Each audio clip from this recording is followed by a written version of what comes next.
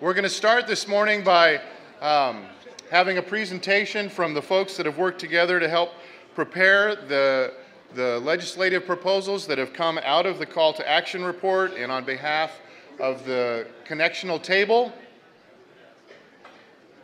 On my left here is a distinguished panel of folks that are going to help us with that. Mary Brooke Cassad is the Executive Secretary of the Connectional table. Bishop Gregory Palmer from the Illinois Great River. Mental block here briefly. I have it right in front of me. Who's sitting next? Amy? Amy Valdez Barker is a member of the Call to Action steering team and a deacon from the North Georgia Conference. Also working on the project manager for Vital Congregations. And then we have Jay Brim, who's a Connectional table member, conference lay leader from Southwest Texas, and a member of the original Call to Action committee. And Nichol is a volunteer on the inner operations team, and she's the founding partner of Rio Advisors. All right, so I'm going to not take up their time, but I'm going to say I'm glad that we're all here. We again are here for informational presentations, and I'm going to turn this over to Mary Brooke to start it off, and then each of the group has got a section that they're going to share with you. Thanks. Thank you, Greg. Good morning. The Call to Action vision, principles, legislative and financial proposals that will be outlined this morning come to you as a result of the Connectional table and the Council of Bishops' work to fulfill their disciplinary assignments.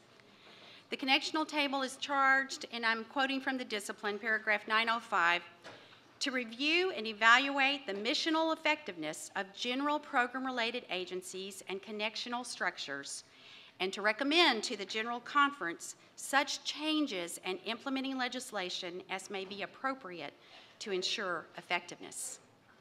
In collaboration with the Council of Bishops, which is responsible for spiritual and temporal oversight of the Church, the Connectional table built on and adapted the work of the Call to Action and subsequent interim operation teams.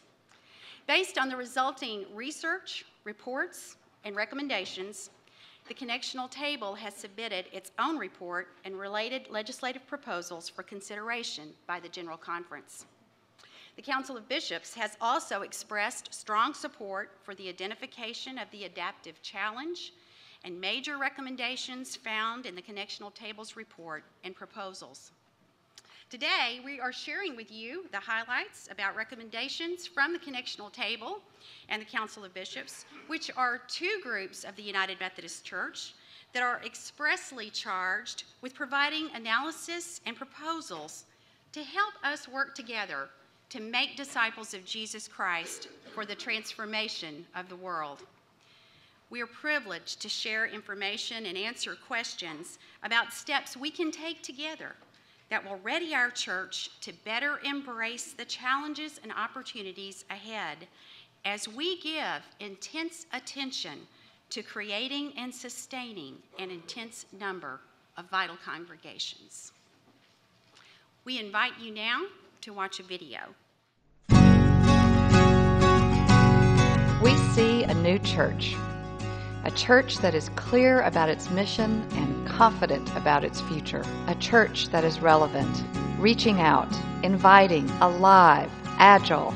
We see a church that is hope-filled, passionate, nimble, called of God, outwardly focused, spirit-filled, courageous.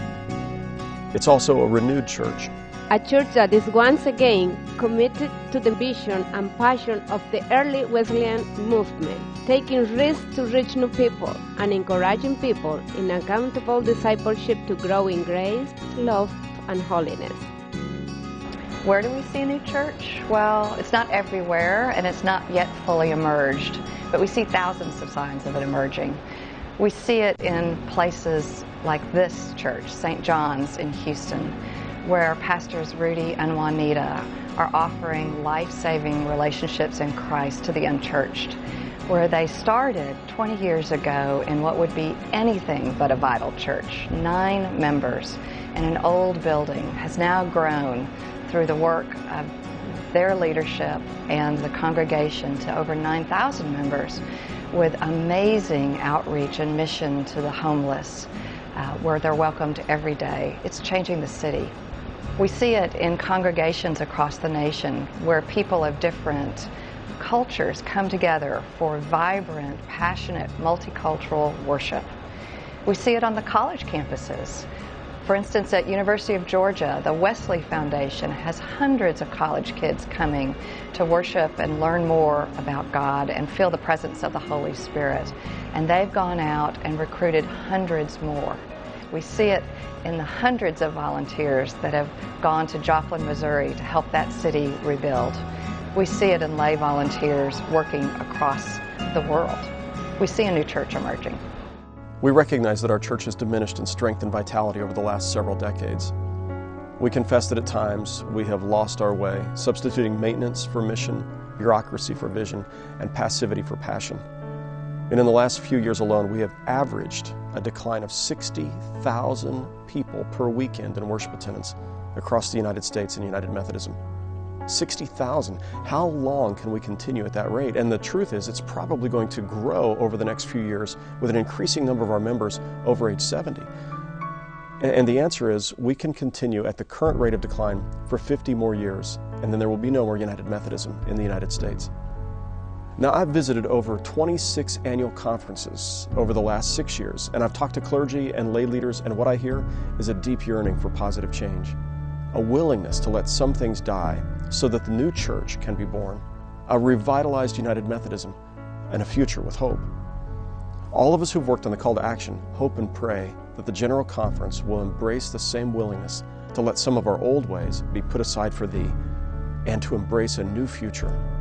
That's what the IOT and the call to action was all about. I think that the General Conference should be concerned about how we would all feel 10, 15, 20 years from now when we look back on the decisions that we make today and where our church is at that point. And if we fail to make these bold decisions and implement these bold decisions and make these bold changes, we would have missed an opportunity, I think, that may or may not ever come back again. The real question is, do we collectively have the courage to stand tall, stand firm, and make the bold decisions that Carolyn just spoke of? Because it's not going to be easy. It's not going to be painless. Difficult decisions require sometimes drastic, sometimes radical measures. And we believe that the church is made of the right stuff to be able to make those decisions. It's easy to forget that the work of change is more than legislative. It's important cultural and change process work. And to do this work, we are all going to have to focus our sustained efforts on the adaptive challenge that was outlined in the call to action process. Remember, that is to create and sustain the growth of vital congregations who are effective in making disciples for Jesus, for the transformation of the world. Many of us working on these recommendations were so surprised to find out how weak the church was in the U.S. Only 15% of our congregations are highly vital. And yet in Asia and Africa, the church is vibrant and growing. No matter who we talk to, every pastor, every bishop, every general secretary, every lay person, they all expressed a yearning for us to return to a vital, growing church. We all know that we can return to the innovation of Wesley and our early church leaders. We know that the General Church and the Council of Bishops both need to become more nimble and networked for a brand new day. We know that the Council of Bishops needs to be reformed and renewed to provide more effective leadership focused on the adaptive challenge. We need to be more accountable to one another and to the Great Commission throughout our entire church. And we need to reach out to all God's children in mission and include them in fresh ways in leadership and in governance. Currently, the average age of people in our congregations is somewhere around 58 or 59 years. And the number of people that are moving into their 70s and 80s is increasing every single year, while the number of young people we have in elementary school, middle school, and high school is declining. Confirmations are down 21% in recent years. Now, we're not going to grow our way out of this problem by having more babies. Our average members are too old for that. And so we've got to figure out, how do we reach young people whose families don't even go to our churches, to help them to see what we have to offer as United Methodist Christians, and to speak the gospel in a way that makes sense to them. In order to do that, we've got to raise up a new generation of young clergy who are able to reach young people, today's kindergartners, third graders, sixth graders. We've got to raise up a generation of clergy who understand how to speak to today's young people. And as you know, we already struggle with this. So currently 16,000 elders in the United Methodist Church, 950 of them are under age 35. The time to act is now. We can't afford to wait. Now, the proposals that we're considering at General Conference are just a start. There's so much more work that needs to be done. We want to assure you that the proposals are motivated by only one thing, and that is, how do we create a more vibrant church with vital congregations serving Christ by the power of the Spirit? For years now, we've invested too much time and energy being suspicious of each other and thinking the worst of each other. Now's the time to come together for our highest and best purposes. So I hope that we will give ourselves a chance to be more collaborative, to be more nimble, and to have clearer messaging about the mission and about the ways in which we intend to live the mission, and that we will not lay aside and will not tolerate anything that does not represent who we are and who we hope to be as church in this world. We see a new church. There are signs of it here and there in congregations, conferences, agencies, and in the Council of Bishops. Something is happening in our church. God is not finished with us yet. The Holy Spirit that blows where it will is creating openings for conversations and for a way forward with faithfulness and fruitfulness. The way things have been is not the way they have to be in the future.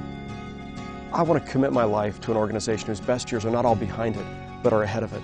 I believe ours can be ahead of us, if we're willing to make the bold and courageous changes necessary. And I hope and pray that our General Conference will have the courage to do just that. And finally this, and I quote, "I continue to dream and pray about a revival of holiness in our day that moves forth in mission and creates authentic community in which each person can be unleashed through the empowerment of the Spirit to fulfill God's creation intention."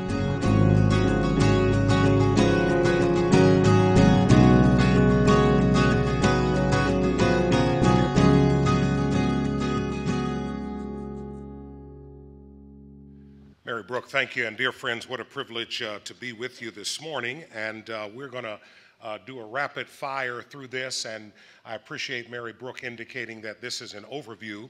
I also want to say that in addition to the people that have been introduced on the platform this morning, while I'm not going to introduce others individually, there are people scattered throughout this audience who are part of delegations, etc., who have been at various stages involved in the work of the call to action.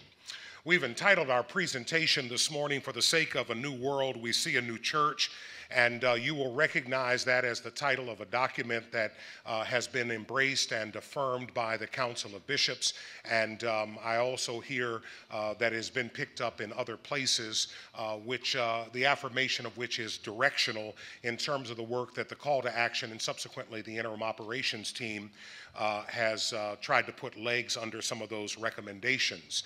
When the call to action began its work, we did so obviously beyond the getting acquainted stage and trying to outline the scope of the work as we understood it, as it had been handed off to us by the Connectional table and the Council of Bishops, with some research projects which have created no small amount of what I consider robust and important conversation in the life of the church on vitality, signs of vitality, markers of vitality, and also the operational study which pointed to and made some significant observations about the way in which we practice being the church in terms of going about the delivery of our mission. our hope was to see if there were any clues out of that research from both of those research projects, which are online and have been for months and months and months, and I commend them to you for reading and rereading. And the intent was to say that if we want a different result than the result we've been getting in some regards, particularly with regard to worship attendance, engagement, membership, having more and more people and more diverse people, and I'm quoting someone here, how might we know what it is that tends to mark congregations that are robust and vital, alive, and have energy, in which people are being engaged by the crucified and risen Christ and called into a life and a ministry of service to the end that the world might be transformed. And as the result of that research, which was done with a lot of data mining and interviews and opportunities for inputs all across the church, that work gave guidance to the recommendations that the Call to Action steering team commended back to the Council of Bishops and also to the Connectional table. And subsequently, the Interim operations team was invited to do some work to say, if these are directions and recommendations for where the church needs to place more emphasis and focus in the unfolding years, what might that look like? What could it look like? Can you be helpful to us in offering some viewpoints and some specifics on directional changes? So one of the things we tried to keep in mind was that at the end of the day, and this came up wonderfully with one of the speakers yesterday, though on another but not unrelated topic, that a good bit of the change that needs to go on in the life of our church, and this is true in other organizations as well, a lot of what we need to change are culturally driven.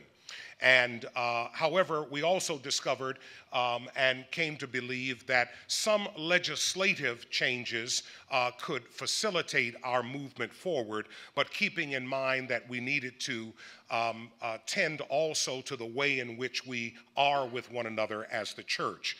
And we put before the council and the connectional table and the whole church the core or the adaptive challenge, which says that we think that the church needs to redirect the flow of attention, energy, and resources to an intense concentration on fostering and sustaining an increase in the number of vital congregations effective in making disciples of Jesus Christ for the transformation of the world. And we have tried again and again to come back to say, will this help us get that intense focus on developing and sustaining more and more vital congregations? The affirmations that have undergirded our work are founded on things that we find in the book of discipline and which we embrace. We didn't believe it was our task necessarily to undermine things that have already been well said, stated, and affirmed by previous sessions of the General Conference.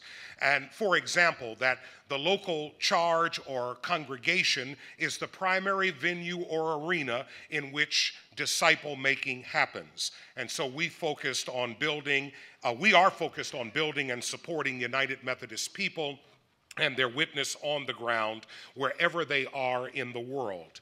The other affirmation from our book of discipline is that the annual conference is the basic unit, and we have added some terminology just in our functioning to say the key venue for investment in organizing the work of supporting congregations and generating more vital congregations, because they can and do and ought to focus strategically on key levers for empowering vital congregations, including recruitment, training, and deploying of clergy leadership. Our guiding principles as we went about our work were to turn our intense and sustained attention and financial and other resources toward creating and sustaining more vital congregations, to find, recruit, develop, deploy, and support passionate and effective lay and clergy leaders in the life of the church. Thirdly, to increase public accountability for setting goals, using metrics to measure progress, and report results in order to cultivate continuous learning and improved effectiveness. Fourthly, to enable the Council of Bishops to assist each bishop to give concerted attention to achieve an increase in the number of vital congregations in their Episcopal areas, to work to align efforts at recruiting, training, and supporting clergy leaders, and to work with others throughout the church to align general church resources to give more and more support to annual conferences, which we stated earlier is the key venue and leverage point. And finally, to consolidate, and this was a part of the charge we were given, not something we dreamed up would be a nice idea to do if we didn't have anything else to do, but it was a part of the charge given to the IOT to look at the consolidation of the work of and the number of general agencies, trying to achieve greater synergy, economy, alignment, and effectiveness, and to put in place a more nimble and cost-efficient governance structure. As we continue, I want to turn to Amy Valdez Barker. All right, the Reverend Deacon.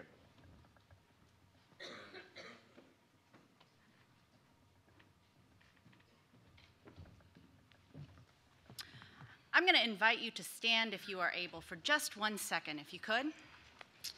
If you can, reach your arms up way into the air, stretch to the right, left. Take a deep breath in, breathe out. Imagine what your life would be like if you were the healthiest, most vital you that you could be. Think about that. How many out there are the most healthiest, vital you that you could be? Anyone? Most healthiest, vital you. Friends. Most healthiest, vital you that you could be. Go ahead, have a seat.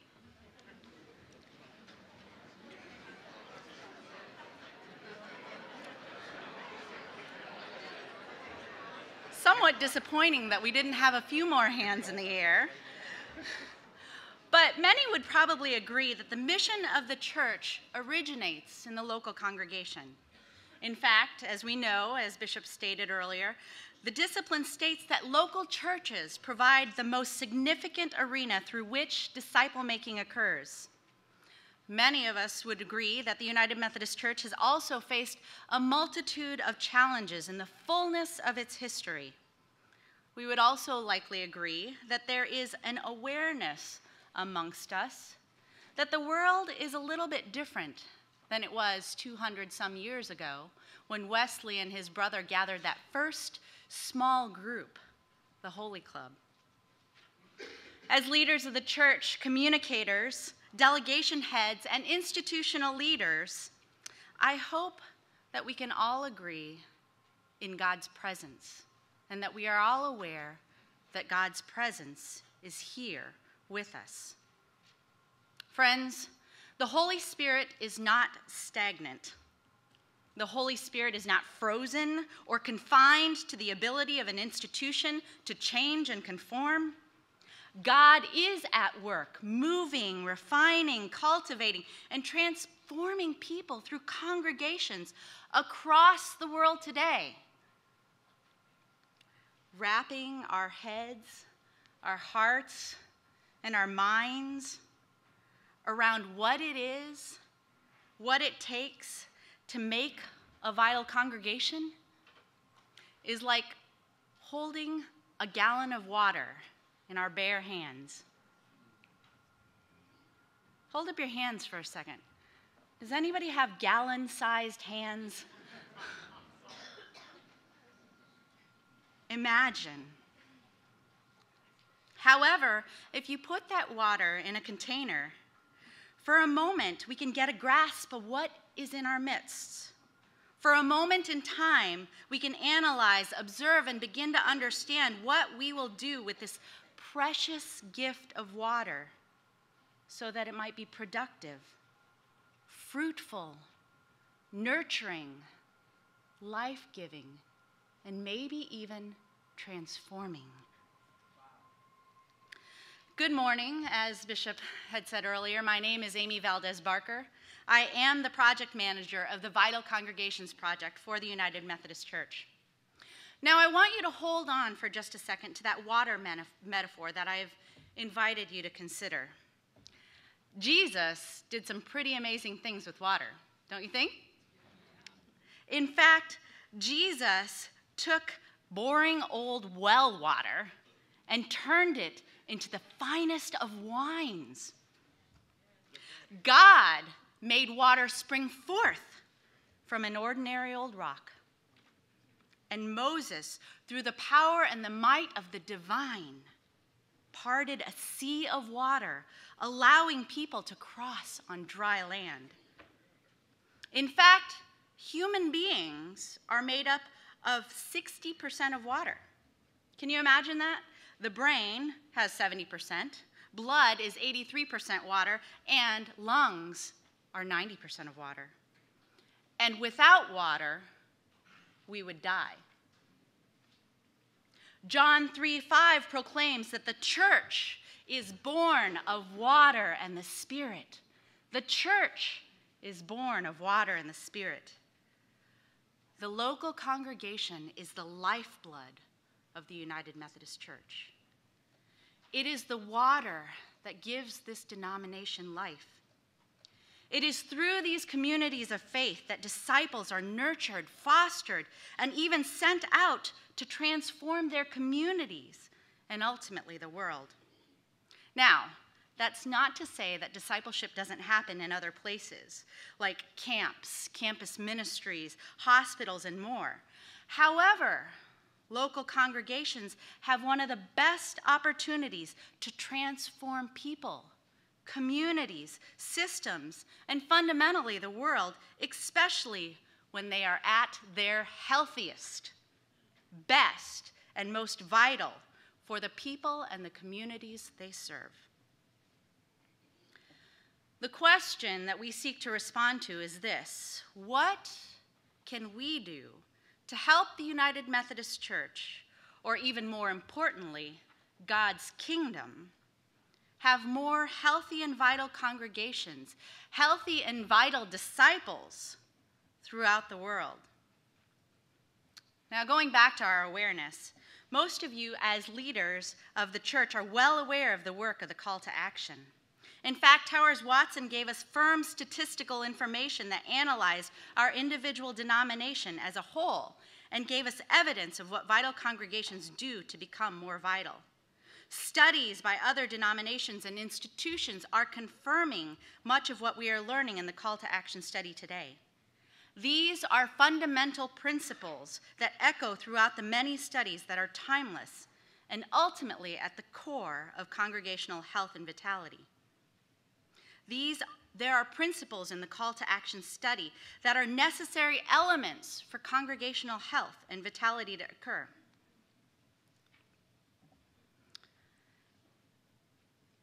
Imagine these fundamental principles if they were engaged by every single congregation in the United Methodist Church. In some respects, our denominations and our congregations are trying to carry the water, or the core principles, in old, cracked containers which are seeping into the world that has been covered by deep, dry sand. The world has changed, right? The soil of the world is not the rich, fertile soil where it was easy to go and throw seeds and it would crop up and grow. No, the world has changed.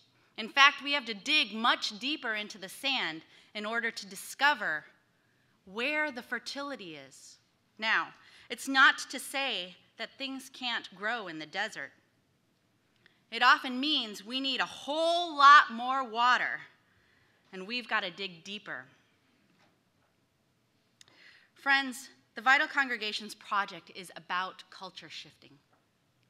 It's about doing something different. It's about teaching everybody in our denomination and in the world that Jesus Christ is fundamentally our necessity, is the one who fills our life. I've been in this church for quite a while. I've served on 4 different general agencies, worked for 2 different annual conferences, and I thought for a moment when I was younger, I started at 12, that if that by the time I got to be an adult, that the church would look a little different, that I'd see a few more people like me, you know, more people my age, more people diverse. And the beauty of this room is that it's getting there. However, more and more of my colleagues and my friends and people in my age group and younger are not here or in our churches. The thing that tied us, the things that tie me to the church, are not the things that tie others to the church anymore. And if social scientists are correct, I don't know where we would be. Consider the world's needs for God's mission through the United Methodist Church, friends. The church needs you. The church needs me. And the church needs a whole lot more people to be healthy, vital disciples, changing and transforming this world for the glory of God's kingdom.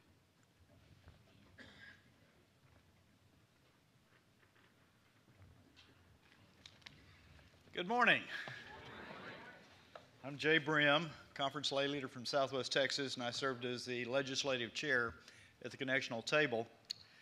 As I was getting up this morning and deciding what to wear to this event, I thought about, well, if you got to present a new thing on a stage up on the big screen in front of a whole lot of people, probably Steve Jobs is the best one to emulate.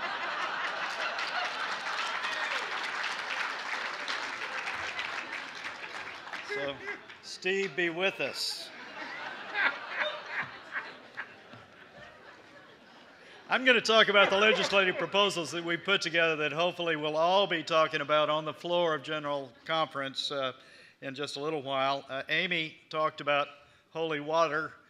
I've got a holy bucket to talk about. I think our biggest concern is we have some important water to carry for the church, all of us. And we could lose a lot of it if we don't work together to mend the holes in whatever proposals are going forward. We do not presume that what we are presenting is perfect by any means. It is a proposal to move us toward change.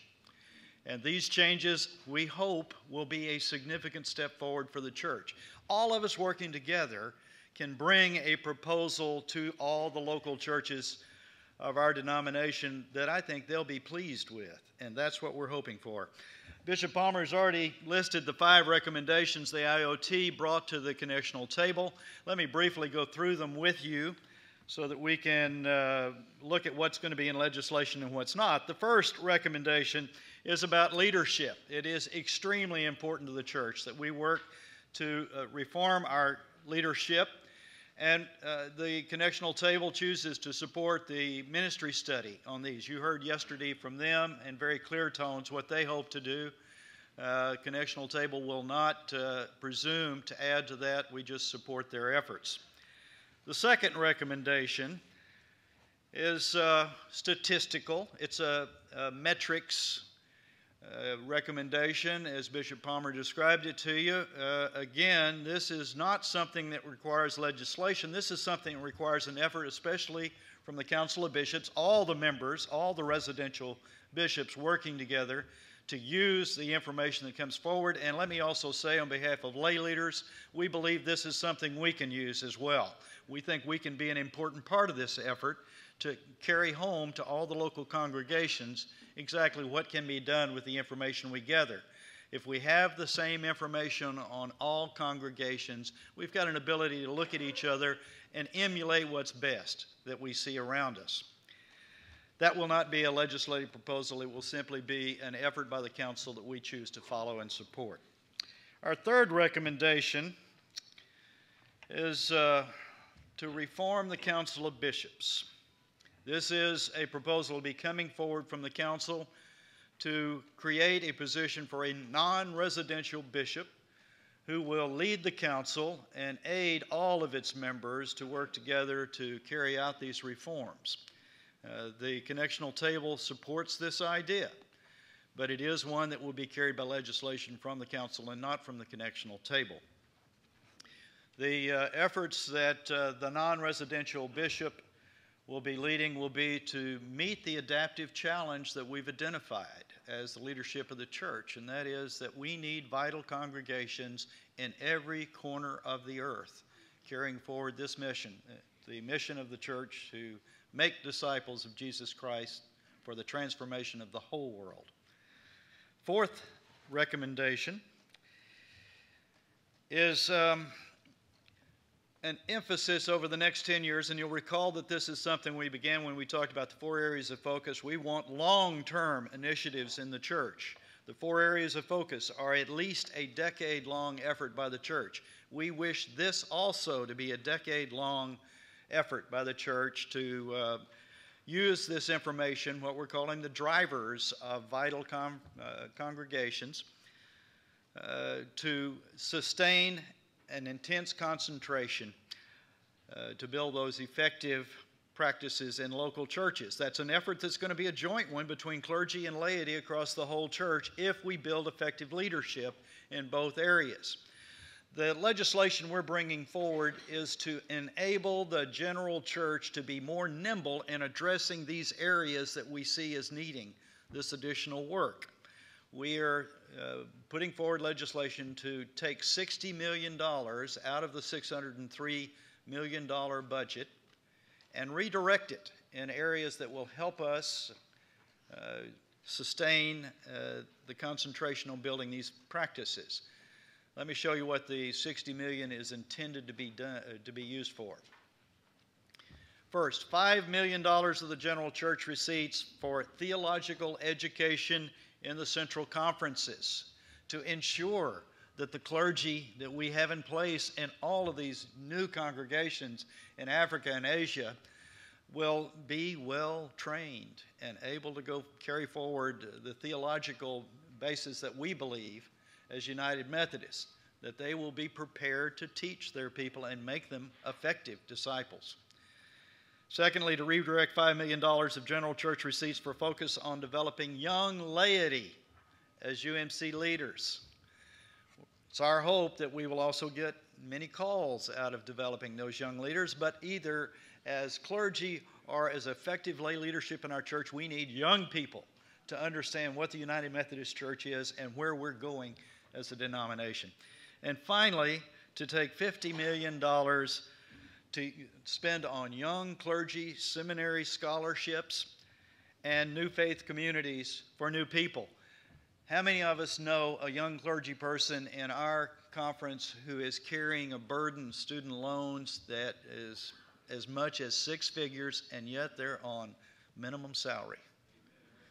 Yeah. We've got to do something about that, and this is part of our effort here, is to redirect money that we are gathering through apportionments to make sure that our clergy don't come out of seminaries with a burden they can't sustain. Finally, our 5th recommendation, the one you've all been waiting for, is to consolidate the program agencies of the church. Now, this is a recommendation that was adopted by the Connectional Table on July 27th. We had a great deal of discussion on the floor of the Connectional Table over a 2-day period about exactly what we were talking about doing here. Of course, all of the general secretaries and the presidents of the agencies were, as members of the Connectional Table, were present and included in the conversation. Out of that conversation, we approved the recommendation from the IOT with some modifications and then charged our legislative task force to put together a petition before the September 1st deadline to file one.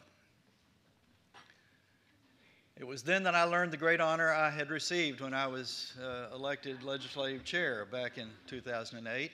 I wasn't aware what a great honor it would be until then. But over the next 30 days, we prepared a petition that at times exceeded 250 pages, but you will find in your DCA when it arrives that it's only 82 pages. In that, we've attempted to, we've opened the paragraphs necessary for us to begin the discussion of how best to make our general church structure nimble. Friends, this is not about the general church staff. We have a wonderful general church staff. It's about the governance of the general church. 13 boards that comprise upwards of 700 members. We've taken 9 of those in this petition and compressed them into one. So we've gone from over 600 board members on that group of 9 boards down to 45 and one new general agency and called the General Council for Strategy and Oversight. And that group, which mirrors what the current connectional table is, will oversee a 15-member board, appoint a 15-member board. The 15-member board will, of course, conduct its own affairs. That 15-member board would be in charge of the general staff of the church that currently are within those 9 agencies. You saw the picture of all of the 13 different agencies. We discussed whether it'd be a good idea to ask for volunteers who could name all 13, but that wouldn't be a good use of our time. The problem we have, and I assume almost everybody in here has served on a general board and has that experience, knows what we're talking about here. Every general board is in a constant push to make sure that local churches and annual conferences know who they are, what they have to offer, and how to get it from them. It is an ongoing fight. It's something we created. It's our fault. We created this system with this broad cacophony of sound from all of these general agencies attempting to deliver the services that the General Conference has asked them to provide to local congregations and annual conferences. The IOT and the CT agrees that it's time for us to find a better way to make these services available back to local congregations and annual conferences, for us to deliver in a simple and efficient way easily accessed actions and services. What we're trying to create out of this cacophony is a simple structure that everybody can identify without removing anything that we currently have, and instead reorganizing them into 5 offices. Those 5 offices would be shared services, which would be headed by General Counsel on Finance and Administration's structure at this point, along with United Methodist Communications. Those are the 2 major functions under shared services, but along with the extremely important historical function served by Bob Williams' group at Archives and the information technology areas, as well as audit. Missional engagement is what currently we would call the General Board of Global Ministries. This is our outreach to the whole world, and they would continue to serve in that function. Justice and Reconciliation is church and society, but including also COSRO and religion and race, joining all of these efforts into one office that we believe matches itself. Leadership excellence is the higher education and ministries staff, and finally congregational vitality is board of discipleship. This is our proposed structure.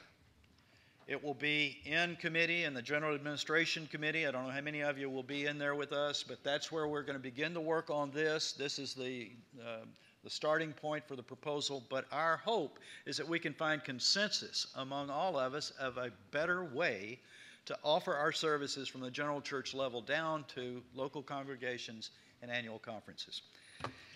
We hope that this proposal finds merit in many ways, but we recognize that it's an ongoing work, and we are open to discussion about how to make it better. Thank you.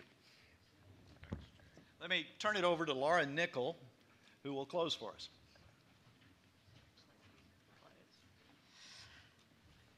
Hello, I'm Laura Nichol, and during my day-to-day work, outside of my love of my church, I work with organizations across the globe on leadership and helping leadership teams, boards or leadership teams, figure out how to change their cultures.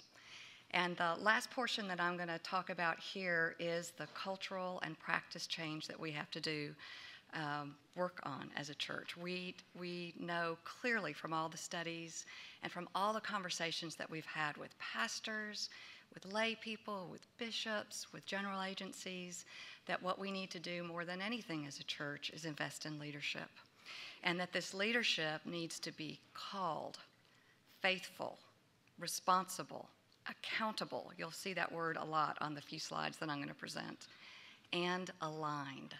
All together, facing the same direction, pulling in the same way, not fighting with each other. If you take just a second, just close your eyes for a second and think about your faith journey and think about the time that you've spent in the church and think about that person who most helped you grow, learn, become fruitful. Do you have that person in mind? That is a leader. And those leaders are throughout our church. You can open your eyes now. If I can have the next slide. When we as a team were looking at what would make the most difference in the church, it was really tempting to focus on legislation because that darn deadline was coming up against us. But what we knew from the work that we had done in all of our organizations and all of us on the IoT, the lay people who were so honored to be able to come and help with this work, we all had global experience. And we knew that working across the globe, one of the most important things to do was to invest in leadership. And we knew the key for the church, as we talked and listened and learned from everybody, was the key place to invest, the key lever was to invest in leadership through clergy. And so we kept asking this question: what is it that prevents us from recruiting, developing, and deploying the best possible clergy leaders for our connectional system? And as we thought about it, we kept looking at it systemically. We can't look at it just in one church, just in one conference, just in one agency. We have to look at it across the whole system because there are incentives and there are disincentives, and those need to be aligned to get leadership going in the right direction. So when we looked at clergy, what we found, if you'd been able to hear the video, you would have heard a statistic that was astonishing to us. There are about 16,000 elders in our church. Less than 1,000 are under 35 years old. Isn't that something? Now, I come from Houston, Texas. We're a city of over 4 million people. If you look at our city at the people aged 60 and above, about 80% Anglo. You look at the people 24 and below, about 15% Anglo. That tells you what our church is looking at in the future. It's a multicultural, beautiful body of Christ. Who are the leaders that are going to lead us into the future of the church? They're going to look and feel and speak and act differently. Hallelujah for that. And how are we as a church going to recruit those who are called to work for God and welcome them in? It's interesting, one of the things that we learned is fascinating. You can encourage people and encourage leadership by telling them what they can do. Here's what you shall do. And you can discourage them by telling them, watch out, this is what you shall not do. Be careful, don't do this, don't do this. Do you know in our book of discipline how many shalls they are? Huh? I looked this up, actually. It was a question. What's your guess? How many shalls? 1,382 shalls. You shall do this. They're encouraging those multicultural, wonderful young people that are coming up in our church that we need to reach the future. How many shall nots? Do you know? 4,823. Now, what I'm going to give you in a few slides is cultural change. Delegates, I would ask you, if anything, go more to shalls and stay away from shall nots. Free our leaders to lead our church. If we can go to the next slide. Here are the changes that we saw needed in the clergy system. You've heard about them. They mirror a lot of what you learned yesterday in the ministry study.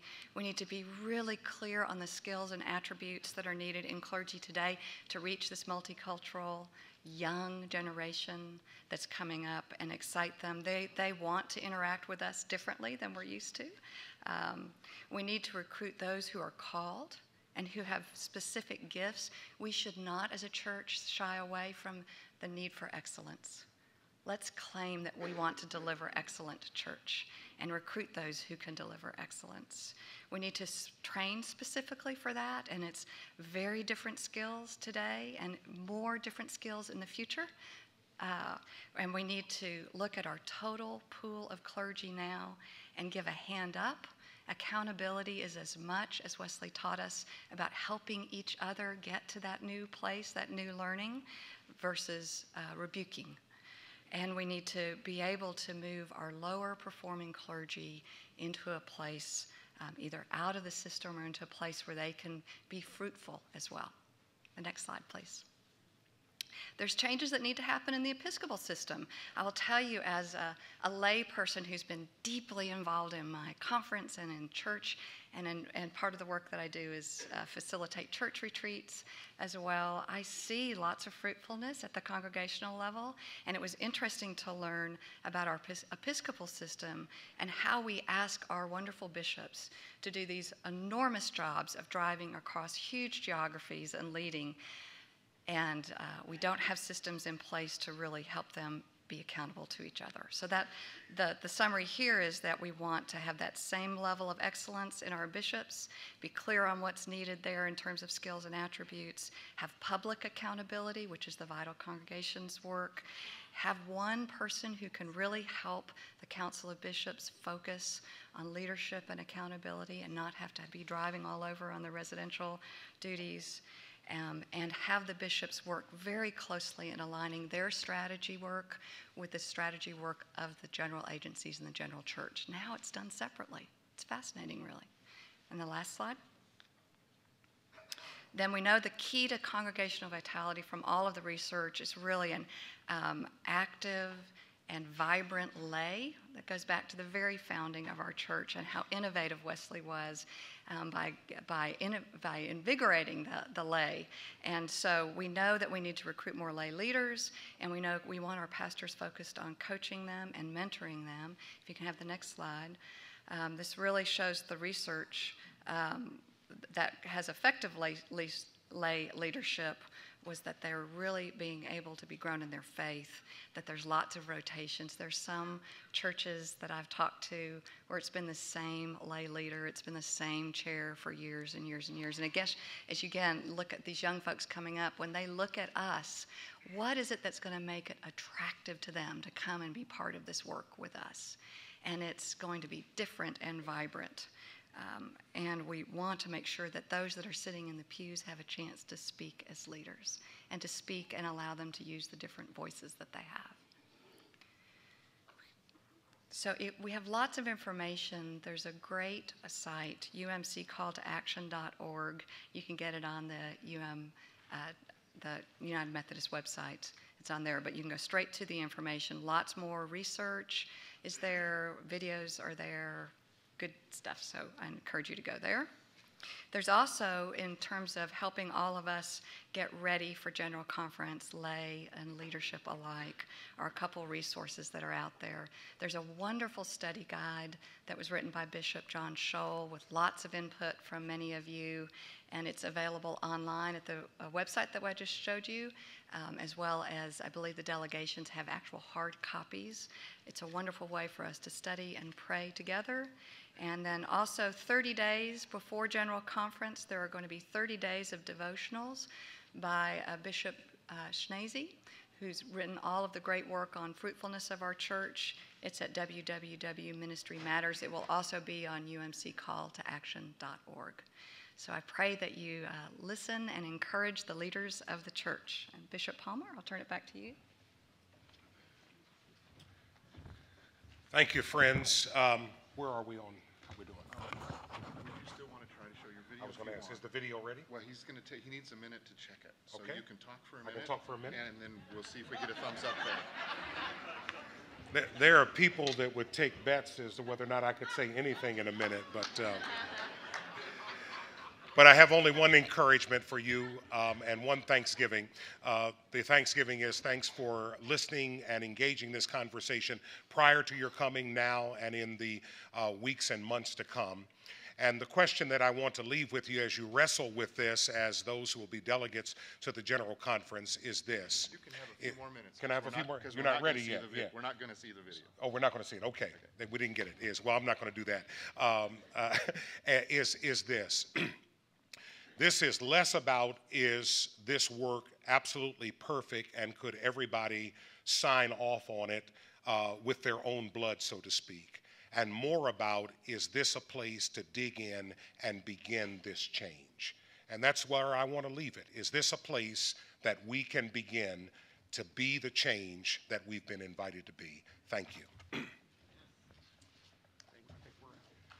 want to thank our panel. The reality of technology is the larger the venue, the earlier you need to get your material to the folks. And I'm sure we'll have other opportunities to see the video that have been shared. Is that on the website? Can we go there, Bishop? It will be. It will be, okay. And maybe these slides that we saw would be of value too. This is a United Methodist Communications event, so I do want to remind us Interpreter Magazine is also a source of material. I just checked, and the current issue is, there's some available in the area of the meeting area back there. Should I do a commercial here? There we go. And the other is that they're working to get all delegates, make sure that you're on the subscription list so you get the next issue.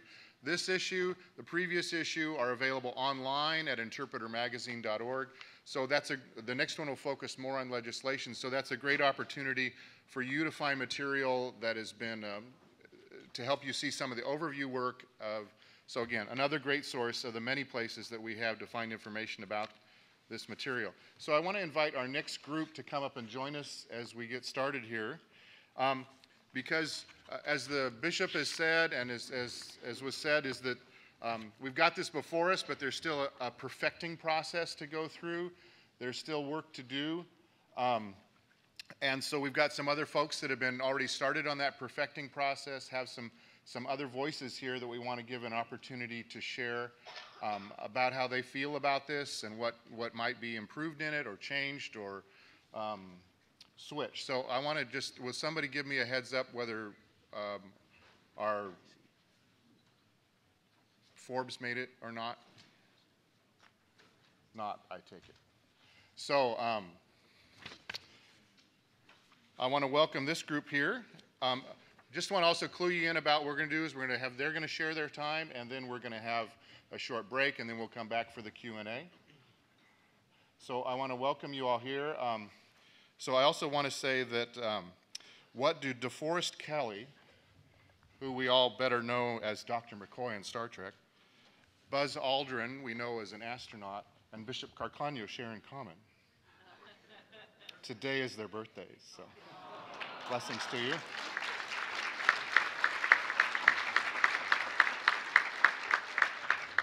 So I do want to welcome Bishop Minerva Carcagno, the Phoenix area Episcopal leader, to the group here, and Professor Thomas Frank, who is from Wake Forest University. And frankly, I didn't get to meet all the folks ahead, so wave for the group and make sure I'm introducing the right people.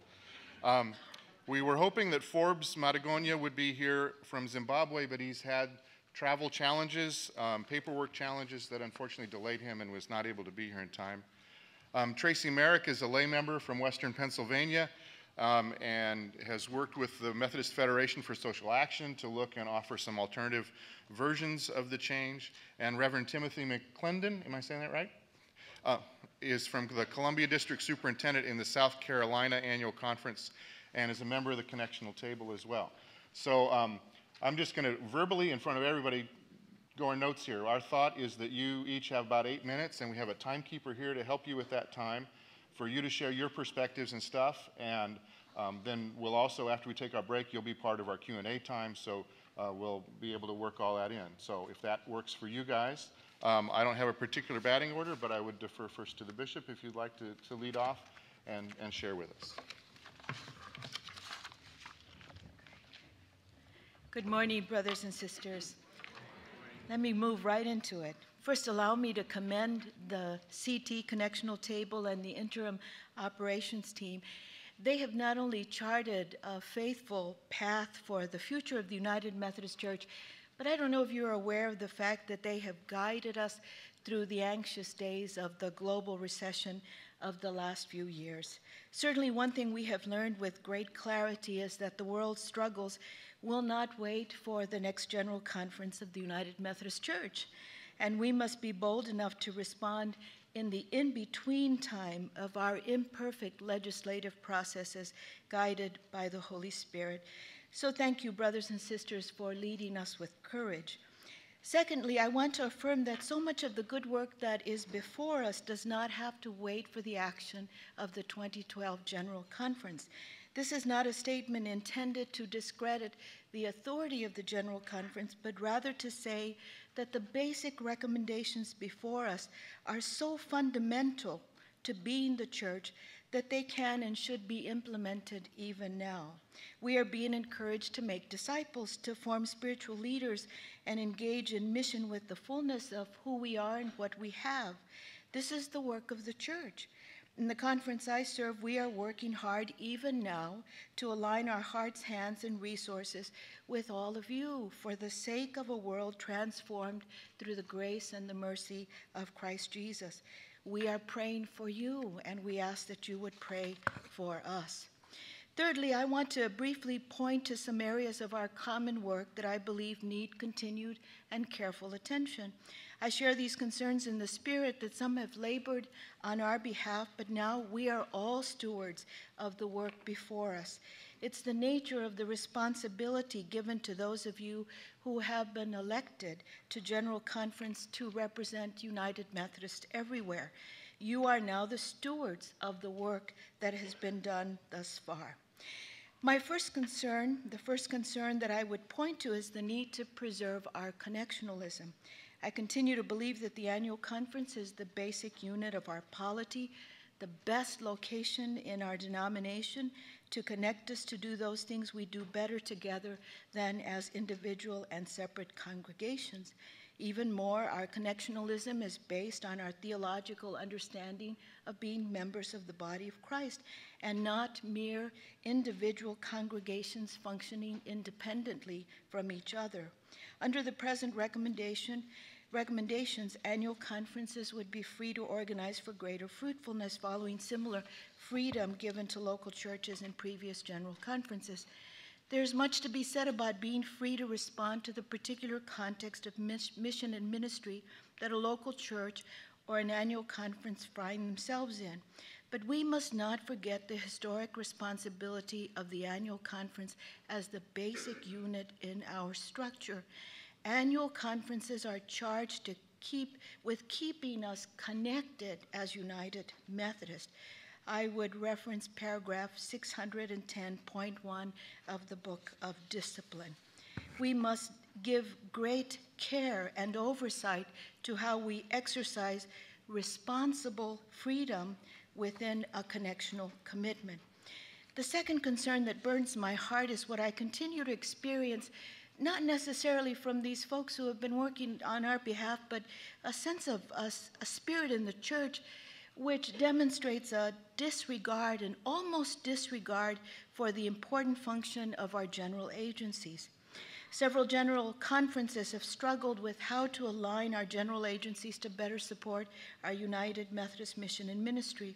Connectional studies have shown that there is duplication and even competition among our agencies that does not benefit the mission and ministry that God is calling us to be about.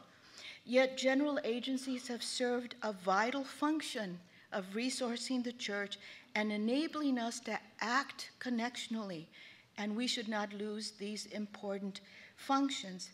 There are things that even our strongest local churches cannot do alone, and some things that they will not do. And these are things that the general agencies can help us to come together to do. In what seems to be a lack of our attention to some of these matters, I see the disregard for the important function of the agencies. But let me give you some other examples. Consider the list of the proposed general agency functions.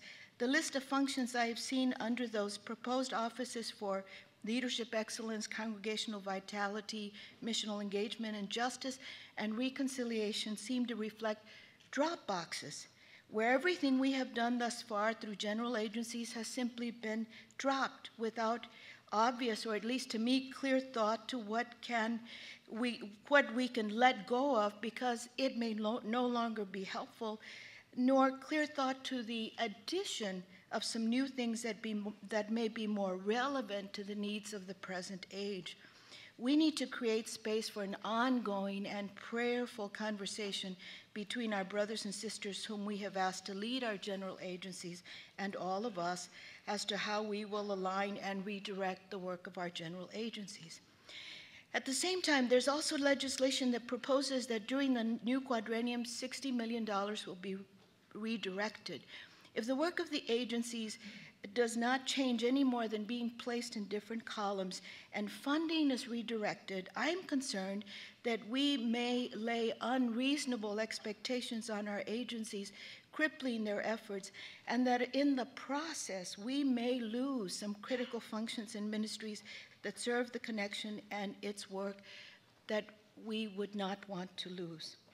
Finally, in this section, I am also concerned that after many, many years, I have yet to hear an in-depth connectional conversation about the fact that the present programmatic general agencies were established, with the exception of the General Board of Global Ministries, to serve the U.S. Church. As we have moved into being a more global church, there have been growing expectations, and rightfully so, that our general agencies will serve this global church.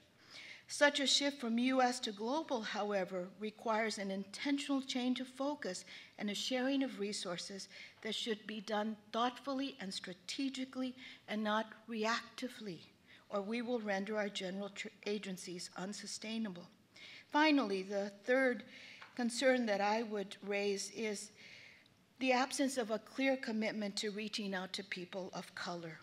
Friends, in the U.S., a church that does not reach out to people of color is a church that will die. It is both a demographic and a spiritual reality. We do not seem to see the critical importance, and this is a confession, I believe, for myself and all of us, not just these two bodies that have worked for us. We have not yet seen the critical importance to truly open ourselves to people of color. I applaud what I saw in November, which I didn't see today, on the chart, on the proposed structure, governance structure, of a highly visible and power-connected advisory committee on ministry with young people.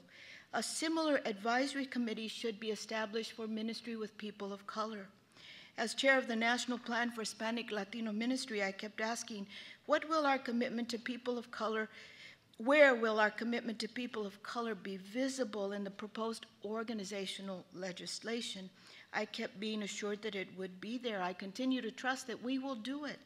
It was, however, not until this last fall that I finally saw it. And unless it's changed, it was at the tail end of the list under the drop box of the Office of Congregational Vitality, and it was called Multicultural Ministries. Now, I do not know what multicultural ministries means. I do not know the work that is expected or what is hoped for. I am unaware of any of our national plans for racial ethnic ministries being consulted about what would be helpful in reaching out to people of color. But I do know that the church will be less than faithful if it does not address its inability thus far to make room for people of color in this church, and it will be poor for it. Brothers and sisters, I believe that our connectional table and IoT have brought us thus far. I believe that they have done good work, but I believe that the task is massive and complex, and now it is our turn to take up the task and with them to keep perfecting it. Thank you.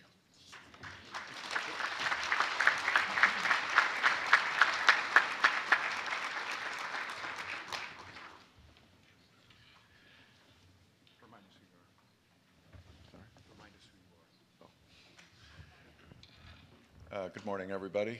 It is great to be with you and to enjoy the fellowship of old friends and new as we gather to get ready for General Conference. I'm Tom Frank. I teach at Wake Forest University. And I can't help feeling a little conspicuous as I look through the program. There's only a couple of us that have as our primary calling and ministry to be teachers and scholars for the church. That makes me feel both grateful to be asked for my perspective and a little conspicuous as somebody who's not a delegate, not on an agency, not a pastor or superintendent. Then again, I think I was asked here to do my job, which as a scholar is to try to ask good questions, good searching, critical questions that will help advance our church in the directions we want it to go.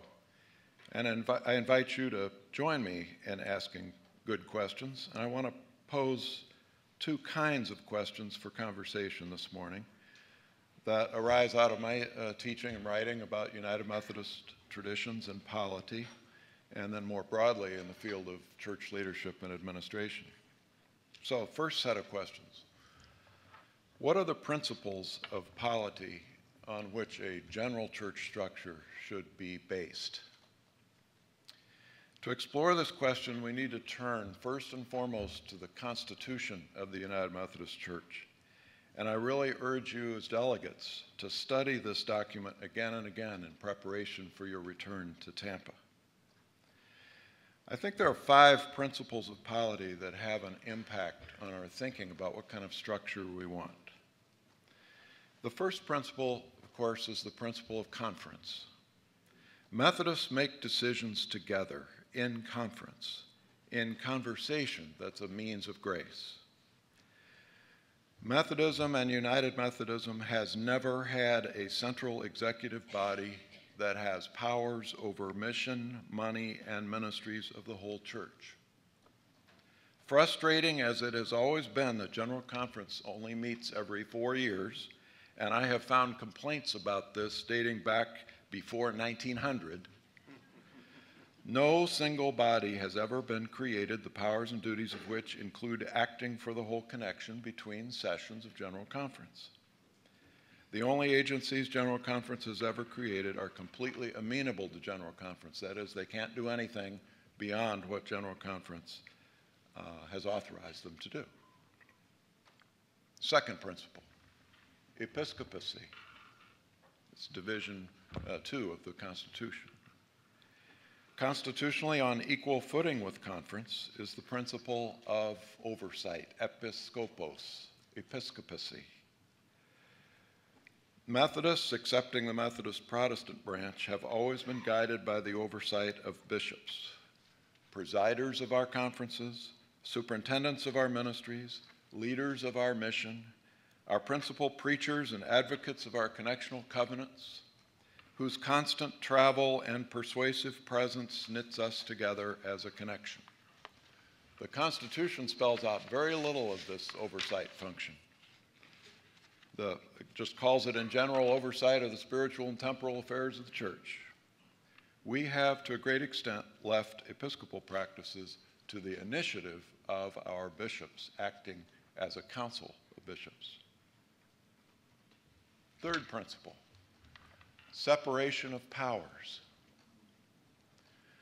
Thus, the Constitution clearly sets out a separation of conference and episcopal powers, intended to make each of them able to make its distinctive contribution to the church. Annual conferences do not elect their own presidents, nor do they make the bishop into a CEO answerable to them. No conference can delegate to a bishop the executive power to carry out a mandate. Bishops cannot legislate or impose themselves as managers of conference programs. Remember that every annual conference restructure plan that Judicial Council has reviewed in the last 15 years has had to meet this constitutional test of separation of powers. Inclusiveness, the fourth principle. Inclusiveness is what our Constitution calls it, though I've never really liked the implication of this term that somebody's already in the inside, including others. I prefer participation. the church's ideal that all members have the right and the opportunity to participate fully in the life of the church. Of course, Methodists have never had sheer radical democracy. We have always believed in conference, that is, delegated or representative conference, and thus the right of all constituencies of the church to be represented. The UMC in its 44 years has gone all out to ensure this principle in anything controlled by General Conference, in particular by mandating that constituencies in the minority of our membership have enough critical mass in our boards and agencies to have an effective voice. That's the 30% rule. This has become part of our DNA, I think. Any unit or body that gathers to do official work without ethnic diversity at the table seems weird, incomplete, unjust, and unworkable. Fifth principle, fiduciary duty and the distinction of program and finance. This principle is less visible in the Constitution than it is in the long-standing legislative provisions of our Book of Discipline, in every body from local church to general agency. Authority over program is not to be mixed with authority over money. The powers of money management are not to be confused with powers over initiatives in ministry and mission. Separation of the two prevents consolidation of power and advances accountability and participation. The United Methodist Church is hardly alone in this principle. It's basic to the functioning of any legitimate nonprofit corporation or non-governmental organization. A distinct body accounts for the finances and avoids programmatic initiative. A distinct body initiates program and mission and does not write the checks that pay for it. So here are 5 key principles of polity. There may be more that you'd want to consider. And I think legislation of the scope being proposed needs to meet these constitutional tests.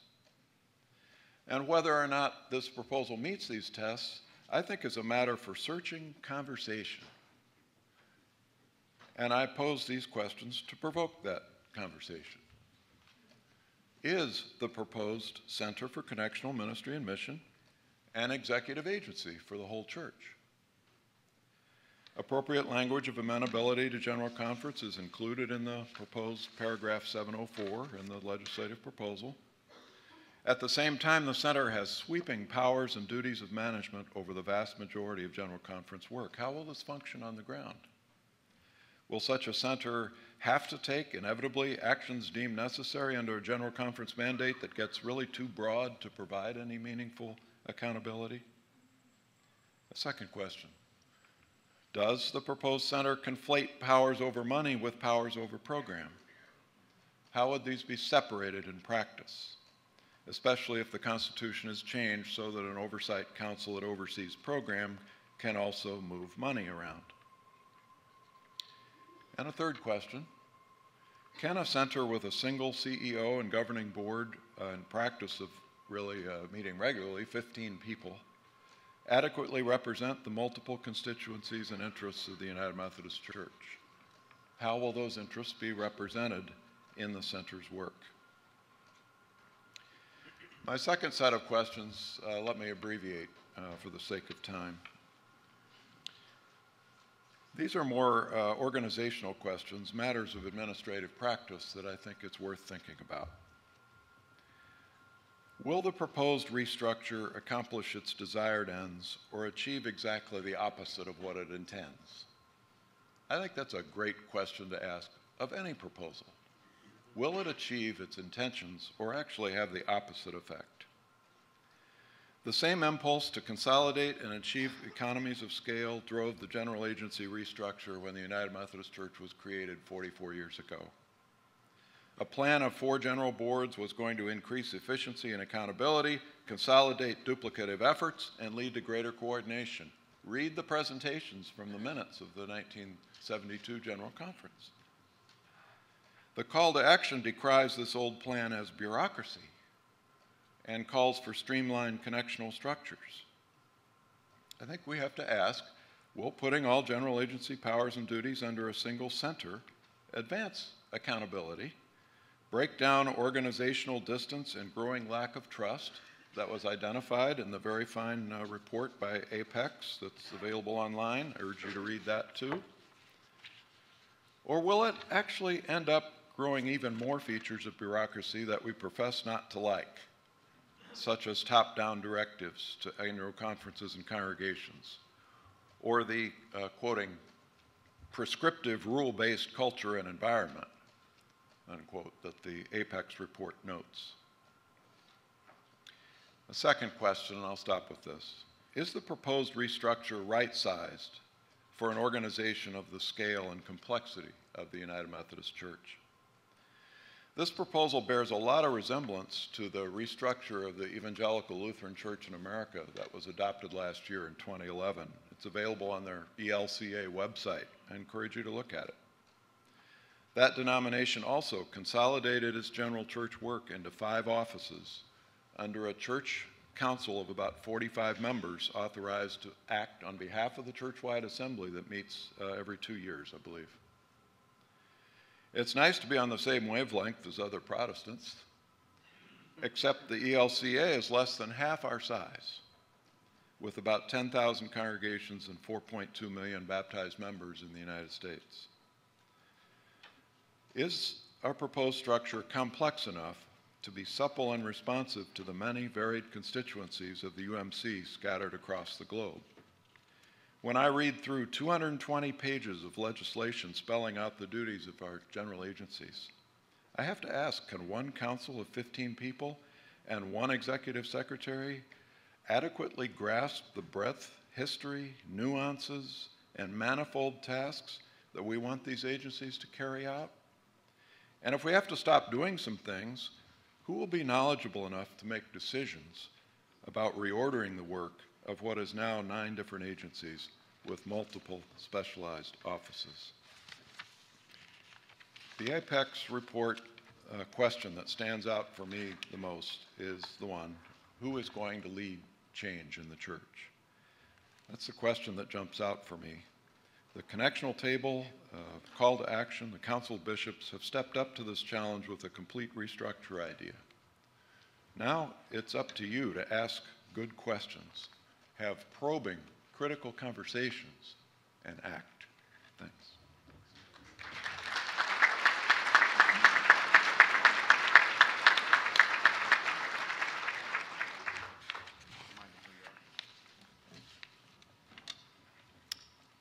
I'm Tim McClendon. I'm a member of the Connectional table, was also on the legislative writing team, was chair of the legislative writing team the previous quadrennium.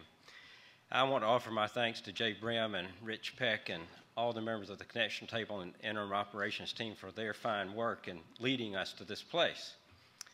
And I mean that. I know it's a work in progress, and I know that the legislative committee and the plenary sessions at the General Conference, as we gather back here, will deal with all of these issues more thoroughly. But I do want to raise some questions. But before I raise the questions, I do want to say, once again, thanks to the groups that have brought us to this place. I'm reminded of Wayne Gretzky, the great one, the best hockey player of all time, who said, don't skate to where the puck is, skate to where the puck is going to be, and you'd have to be an idiot to skate to where it used to be. I think we all agree that we need to go where the puck is going. The future, whatever that future might look like.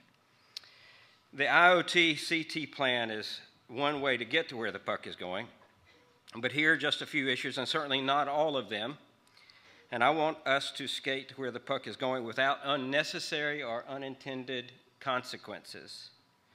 I lifted the prelude to my first concern yesterday about the balance of powers. Dr. Frank has already covered that as well, but I do want to talk about this a little bit further. I call this balanced progress. We want to move forward, but without fouling up our denominational self-understanding. Simply put, we have a balance of power between our 2 constitutive principles of episcopacy and conferences. We want bishops to lead per paragraph 427.3, but not so much that they can't speak at General Conference without the plenary's permission. Interesting dichotomy. Only the General Conference can speak for the denomination, paragraph 509.1 and point 2, But the problem is that there are 4 years between general conferences, and to be relevant, you have to be current. How do we handle the tension? Do we give more power to the bishops or to the general conference? I've already expressed my assessment and that of others that every church split, except the racial splits that we've had in our denomination, have occurred because either the bishops or the general conference were favored too much in the power balance. This vision of a power balance has been upheld by the Judicial Council as recently as 2001 and 2010. Judicial Decision 689 from 2001 says, and I quote, "The separation of authority and decision-making is integral in the United Methodist Constitution and law. While the boundaries can become hazy in any particular situation, the preservation of the separation of powers must be observed." In 2010, Judicial Decision 1156 stated in the context of separating the powers of an annual conference and a bishop, quote, "Our decision is made against the backdrop of 3 guiding principles. The operative principles of United Methodist polity include the authority of the annual conference, the separation of powers, and fair process." For instance, the upshot of these rulings means that if a Board of Ordained Ministry in an annual conference approves a clergy person, and then they are approved by the clergy session at the annual conference, then a bishop has to ordain them. There is no option not to. They cannot reverse it. That separation of powers, conference and episcopacy. But let's look at fair process for a second. And the separation of powers is found in the IOT and CT legislation. How does the power dynamic in the legislation tilt in favor of the episcopacy? Now, I need to say this at this point. None of this is addressed at any of the bishops. This is not personal. This is about polity and ecclesiology. Please hear that. I appreciate our Episcopal leadership. The IOT legislation proposes a set-aside bishop who is president of the Council of Bishops, and don't forget that that position also makes this person chair of the 45-member General Council for Strategy and Oversight, and an ex officio member of the 15-member Board of Directors of the United Methodist Center for Connectional Mission and Ministry. Here's where the proposal really gets dicey for me from an ecclesiological point of view. This collusion of roles has huge implications in setting budgets for the denomination. Right now, the bishops have nothing to do with the setting of the United Methodist Church's budget. It's all done by GCFA and the Connectional table. Bishops only have input in a church-wide appeal that occurs between sessions of the General Conference in consultation with the Connectional table and the General Council on Finance and Administration. But in this plan, not only does the CCMM, the Center for Connectional Mission and Ministry, have control over $870 million in fixed assets, plus somewhere near $200 million in assets like land and buildings, but also they would have ultimate control over the $603 million budget of the General Conference, plus have power to reallocate the World Service and General Administration amounts of that budget between sessions of the General Conference. Also, out of the regular budget, the Council of Bishops and the General Council of Strategy and Oversight can reallocate up to $60 million, affecting not only World Service or General Administration, but also ministerial education, and we want to help our young clergy and all of our clergy with their debt load. But that reallocation power can reduce the amount of ministerial education, the funds for Africa University, the funds for the black colleges, the Interdenominational Cooperation Fund, and the Episcopal Fund. And good luck with that. This is all done through shared consultation, according to the legislation with the Council of Bishops, between the Council of Bishops and the General Council on Strategy and Oversight. But I dare bring up the fact that it doesn't seem like a fair fight. The legislation is found in proposed paragraphs 906, A, B, and D on page 29 of the legislation. There are 69 active bishops in the United Methodist Church with voice and vote, And there are 83 retired bishops with voice. That's a total of 152. There are 40 members of the General Council on Strategy and Oversight that aren't bishops. And the GCSO meets only once a year. The power dynamic isn't equal any way one does the math. The 15-member Connectional, the Center for Connectional and Ministry is comprised of volunteers that handle the entire decision-making about $2 billion, somewhere around $2 billion in assets, just reachable assets, in consultation with the Council of Bishops. It seems apparent to me that as the 15-member CCMM, in consultation with the GCSO and the Council of Bishops, it seems apparent to me that there's no way for those 15 persons who are unpaid volunteers, however great they are at all that they do, there's no way for them to make these kinds of decisions. It also seems to me that the set-aside bishop represents where the real power is in the proposed structure, the Council of Bishops. Our denominational balance of powers is turned on its head and has never been done this way. And I know there's time that we should do some things, but this, I don't think, is one of them. Let me be clear. Right now, the General Conference sets the budget, and there is no reallocation between General Conference sessions. In this proposal, there will be reallocations primarily simply by doing the math that will occur because of the influence of the Council of Bishops.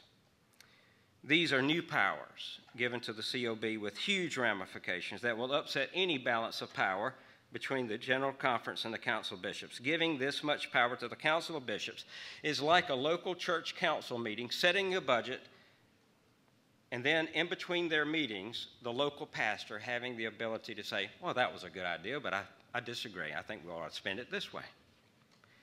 I really think that's not good. Yes, I agree that we all want and need in this economic climate more fiscal accountability, to be able to act in a more nimble way and a more timely way than a quadrennial meeting allows. But the power to make these changes has to be equitably shared. The balance of powers is also an issue when one starts talking about a set-aside bishop. We do not have a monarchical view of the episcopacy. It may be a practical matter to free up a bishop from residential duties in an annual conference, but to do that so it somehow helps us fulfill the adaptive challenge seems a little disingenuous. Annual conferences by discipline are the primary place where a bishop is needed. Paragraph 11, paragraph 33, paragraph 369.1 all say that the annual conference is either the basic or the fundamental body of the church. And yet we want a set-aside bishop who is another step farther removed. And then there's the notion that the bishops can hold one another accountable and that the set-aside bishop can really do that. Nice thought, but all bishops are bishops. All bishops are elders who are consecrated for a particular task, and constitutionally, not one bishop can tell another bishop what that bishop should or could do. I love our bishop, but this changes our basic ecclesiology. Now I want to share briefly, just very briefly, the litigation problems that I see that arise in this legislation. Increased liability is a real specter. Too many people have forgotten or have never heard of the Pacific Homes case that lasted from the 1970s to the 1990s in the UMC. Tim Tanton of the United Methodist News Service, who is here, wrote the last article about this issue, and it's worth reading. Just Google Tim Tanton and Pacific Homes and you'll find it. Anyway, what happened is that a lower court said the denomination could not be sued for the Pacific Homes default on its promise to provide lifetime care to residents, but a higher court said that the whole denomination was liable. As a result of this case, language was added to the Book of Discipline to protect us from litigation and affirm our historic self-understanding that we are a movement more than an institution.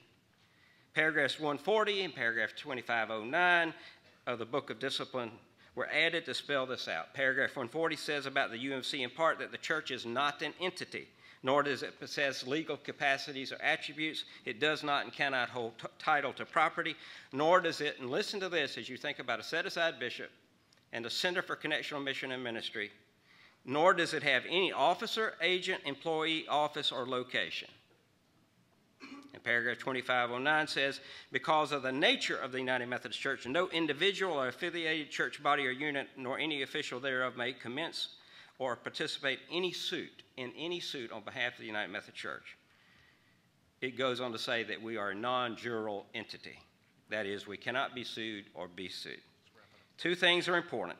Our nature as a church is to have deployed mission outposts, whether it's local churches, annual conference, general agencies, etc. Our nature is to be passion-driven as an organism, not an organization.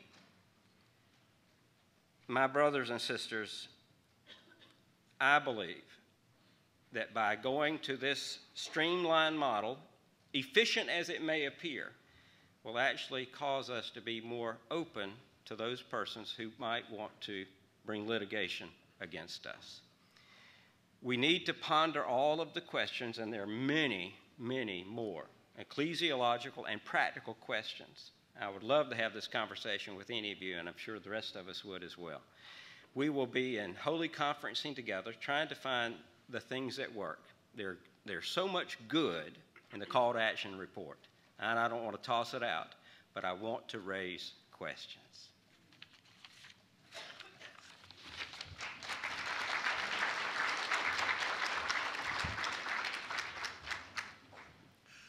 My name is Tracy Merrick. I'm from Western Pennsylvania, and I'm here on behalf of the Methodist Federation for Social Action. I hope that you have a copy of the document which was handed out earlier today, because I'm going to be referring to it in a couple of moments. First of all, I would really like to thank the organizers of this event for giving us an opportunity to present something that has been near and dear to our hearts for quite some time. I'd also like to thank the Connectional Table and some of the entities that have put out a document that is a place for us to start our discussion. And we would just like to make sure that the discussion continues. After the Connectional Table report or proposal was adopted, some folks from the Methodist Federation for Social Action, MFSA, gathered and began to discuss it. And we discovered that in addition to some concerns and thoughts about that report, we also had some issues with the ministry study report as well as the report of the study committee on the worldwide nature of the church. And we discovered some overlapping themes that I'd like to share through the course of this presentation. As is common around the United Methodist Church, we could have sat around and expressed concerns to each other endlessly, but we decided that we would envision what a new structure might look like. And we thought, well, wouldn't it be novel if we developed a proposal of our own to submit as something for consideration? And so that's what we did. And there are three components to it. One is dealing with restructuring, one is dealing with the worldwide nature of the church, and a third component deals with clergy evaluation.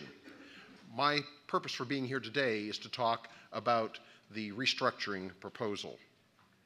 Our goal was to prepare an alternative which addressed the concerns that we had and also would be something that would begin dialogue before, during, and after a general conference across the whole church, which would be broad-based. And we hope that that's what occurs. So what did we envision? And I suspect as I go through some of these concepts that many of you would agree with them also.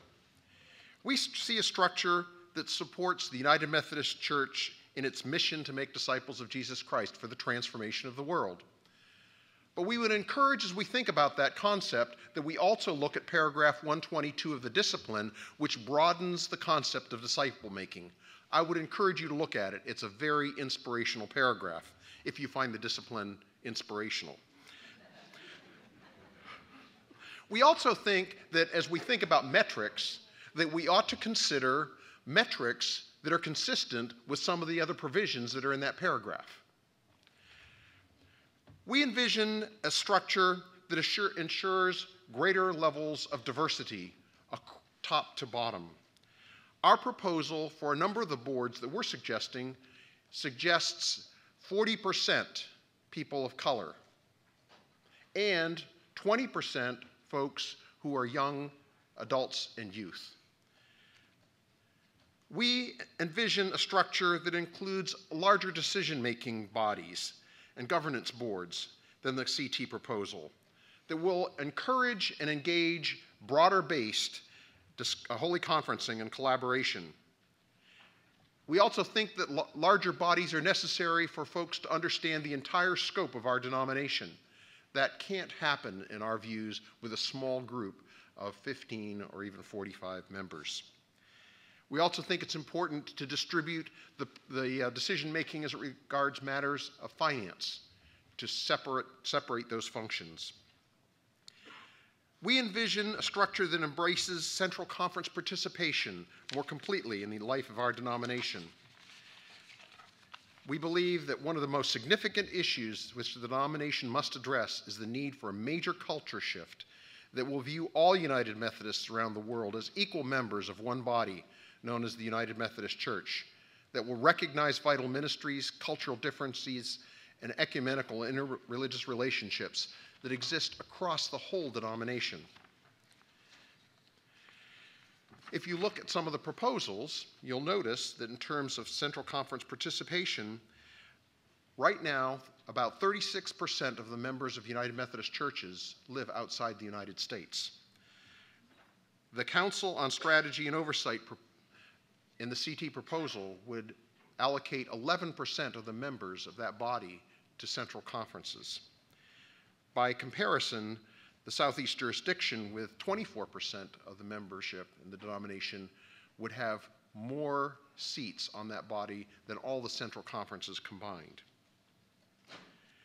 We believe in our envisioning that independence needs to be given to certain entities because of their important monitoring and advocacy roles, notably the General Commission on Religion and Race and the General Commission on the Role and Status of Women, as they are important entities as we deal with issues of systemic racism and systemic sexism. We also envision providing greater opportunities for participation by all laity and clergy across the denomination in these larger bodies that we're proposing. This will enable us to take advantage of the incredible giftedness that God has distributed across the denomination in ways that we don't think are present in the CT proposal. We do agree with the concept of downsizing, and I like Tom's reference to the word right-sizing, because in downsizing but right-sizing, we don't sacrifice some of the important components that we think are necessary in our proposal. If you will turn to this sheet, I would like to briefly walk through the document with you. On page 1, you'll notice that it includes a coordinating council with 4 centers that will work collaboratively with the coordinating council. And the purpose of that council is a forum for coordination of the mission, ministries, and resources of the agencies of the United Methodist Church. I would hasten to add quickly that there's a typo in the box in the lower left-hand corner under Center for Resourcing of Operations, where it lists GCFA, the General Board of Pension and Health Benefits, and GCOM. That's meant to be UMCOM. You'll see that on page 2, it's reflected correctly. If you'll turn to page 2 with me, you'll see that the information regarding the 4 centers is indicated there, and the makeup of the boards. You'll notice that we are proposing significantly more central conference representation than the CT report does with its entities. And some of the other provisions that I mentioned a moment ago are there as well. GCCUIC would be incorporated into the Council of Bishops, which is consistent with the CT proposal, and there would be 6 independent agencies. Now, I do hasten to add a question. Is our proposal perfect? Absolutely not. But it is a proposal for us to work on together. For instance, there would be very good reason to move the General Board of Pension and Health Benefits up as an independent agency. those are all perfections that can occur as we continue our dialogue in terms of what structure makes sense for our denomination. We hope this plan is a proactive first step. We hope this plan reflects the vision and hopes that we have for our denomination. We hope that it's a viable alternative that will be worthy of incorporation into the mix of the discussion. And we hope, without a doubt, that it will begin the process of continuing broad-based, open dialogue about what our structure should look like. May the dialogue begin, may the dialogue continue. Thank you very much.